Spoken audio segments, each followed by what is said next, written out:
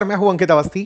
Trump ने हाल ही में फिर से अपनी जिद में साफ कह दिया है कि मजबूरी है हमारी ग्रीनलैंड लेना।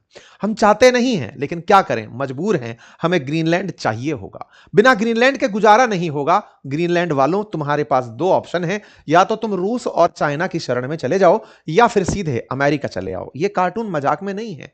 इस बीच में रूस वाले बड़ी आनंद ले रहे हैं। रूस वाले कह रहे हैं कि अरे कम से कम ग्रीनलैंड वालों, और कुछ नहीं तो रशिया में शामिल हो जाओ, फिर देखो क्या आनंद दिलाते हैं। भाई साहब, कुल मिलाकर के दिमित्री मेदवेदेव ने यही कहा कि ईयू में दम नहीं बचा है, अगर किसी को आना है हमारे साथ आ जाओ, बचा लेंगे तुम लोगों को। लेकिन ये अमेरिका की तरफ ही जाकर बसेंगे। रूसियों से तो इनको नफरत है ना।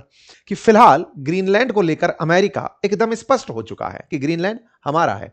लेकिन यूरोप क्या करे, बेचारा नाटो में साथ था। उम्मीद थी कि कभी अमेरिका उसके साथ धोखा नहीं करेगा। आज यूरोप को खुद अपनी सेनाएं इस डर से वहां भेजनी पड़ रही हैं कि अमेरिका ग्रीनलैंड पर कब्जा कर लेगा। वारे समय, कभी ये सब लोग मिलकर एक साथ रहा करते थे। कभी ये 32 देश एक साथ इसलिए हुआ करते थे कि हम पर कोई हमला करेगा तो उस पर हम हमला कर देंगे। लेकिन क्या करें, अब एक जब एक को खा रहा है, ग्रुप के अंदर का एक सदस्य दूसरे को खा रहा है, तो हाल कैसे होंगे वो आपके सामने है। इस बीच में डेनमार्क के मिनिस्टर ने कहा है कि देखिए, आप लोग अगर इस तरह की हरकत करेंगे तो विकल्प हमारे पास युद्ध लड़ने के अलावा कुछ नहीं होगा। इसके चलते ग्रीनलैंड और डेनमार्क के मंत्री अमेरिका आए और मुलाकात किए। मेरे प्यारे साथियों, ग्रीनलैंड पर जितने भी अपडेट हैं सिलसिलेवार तरीके से आपको इस चैनल पर दिए जा रहे हैं, भविष्य में भी मिलते रहेंगे। बेहतर है आप सब्सक्राइब कर लें चैनल। अगर आप सब्सक्राइब कर लें तो जैसे ही हमारा वीडियो आए आप तक नोटिफिकेशन आ जाए और हमारे लिए आप तक सूचना पहुंचाना आसान हो जाए। चलिए आगे बढ़ते हैं। तो अमेरिकी राष्ट्रपति डोनाल्ड ट्रंप ने बुधवार को अपनी तरफ से कह दिया कि ग्रीनलैंड अमेरिका में शामिल होगा, यह उनकी इच्छा है। इनका तर्क क्या था, अब वो सुनिए। इनका तर्क यह था कि ग्रीनलैंड असल मायने में अगर कोई मिसाइल रशिया से चलाकर अमेरिका भेजता है तो रशिया से अमेरिका में आने वाली वेबसाइट को, वो वेबसाइट बोल रहा हूं, सैटेलाइट को, ये ग्रीनलैंड बीच में पड़ता है। तो ऐसे में रूस से अगर कोई मिसाइल चली और वो डेनमार्क में है, मतलब ग्रीनलैंड को पार कर रही है, तो हम यहीं पर ही अपना डिफेंस सिस्टम खड़ा कर देंगे। तो रूस से कोई भी मिसाइल अमेरिका पर आकर नहीं गिरेगी। यही असल में ग्रीनलैंड का मंतव्य है। इन्होंने बकायदा समझाया कि ग्रीनलैंड और अलास्का, ये दो क्षेत्र ऐसे हैं जो मेनलैंड अमेरिका की हिफाजत करेंगे अगर रूस की तरफ से कोई भी मिसाइल चलाई जाती है।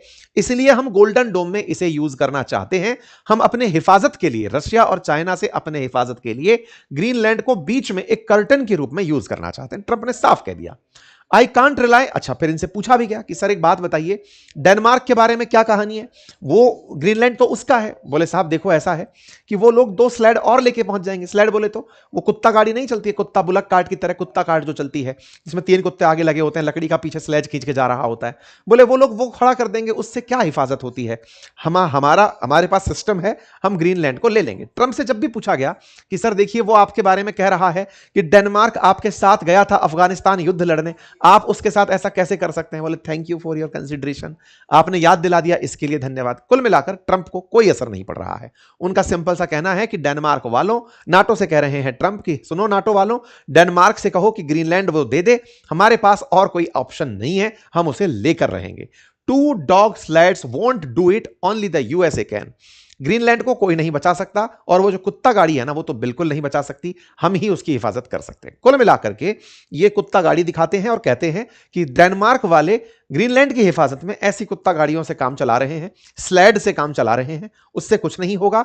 चीन से और रूस से बचाना होगा तो आपको हमारी जरूरत पड़ेगी। कुल मिलाकर व्हाइट हाउस ने खुद से ग्रीनलैंड वालों से पूछा, बताओ भाई ग्रीनलैंड वालों, कहां जाना चाहते हो, रशिया, चाइना या फिर अमेरिका? तुम्हें तो कहीं ना कहीं जाना पड़ेगा।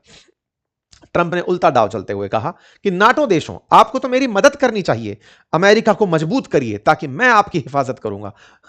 बिल्कुल वैसे ही जैसे कभी लॉर्ड वेलेस्ली जब इंडिया पर राज करने आया था गवर्नर जनरल बनकर, तब उसने सब्सिडरी अलायंस की, सहायक संधि की नीति दी थी। कहा था कि जो भी देश चाहते, जो भी राज्य चाहते हैं कि उन पर कोई और राज्य हमला ना करे, वो हमारी सेना को अपने यहां रहने दे।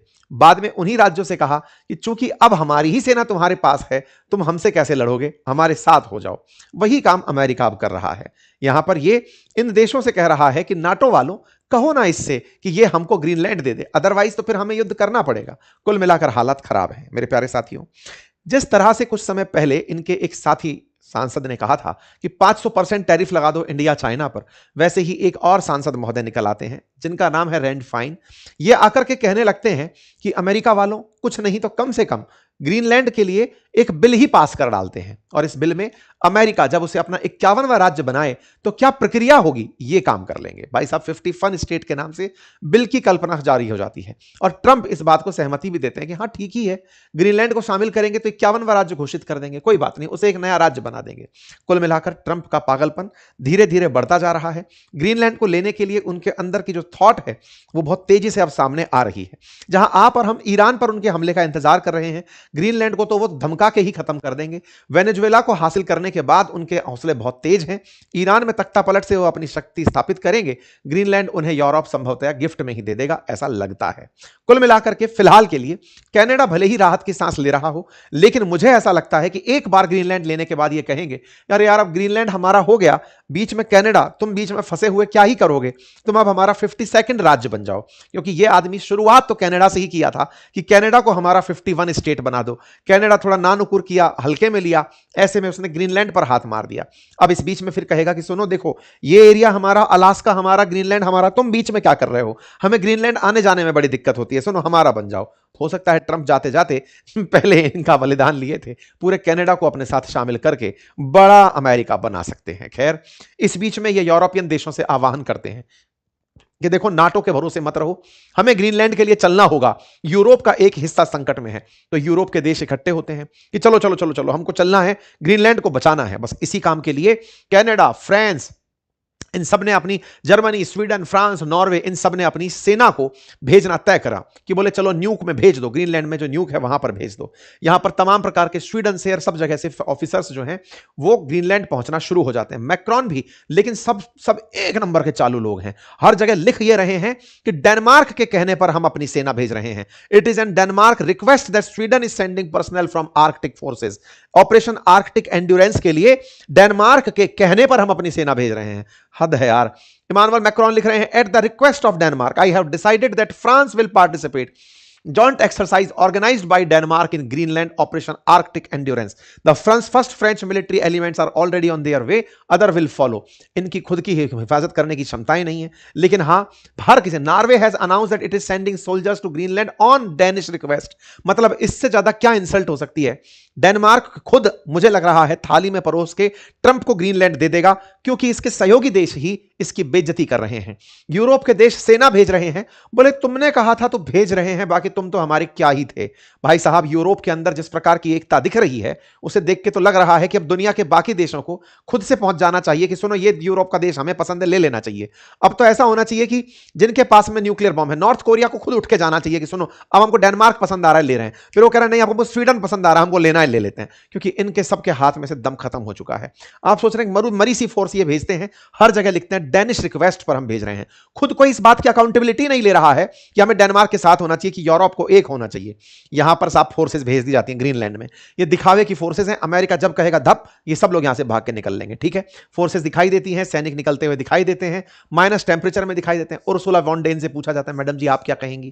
कहते हैं Greenland belongs to its people, so it's up to Denmark and Greenland and only to them to decide on matter. मतलब यूयू का कोई लेना देना ही नहीं है।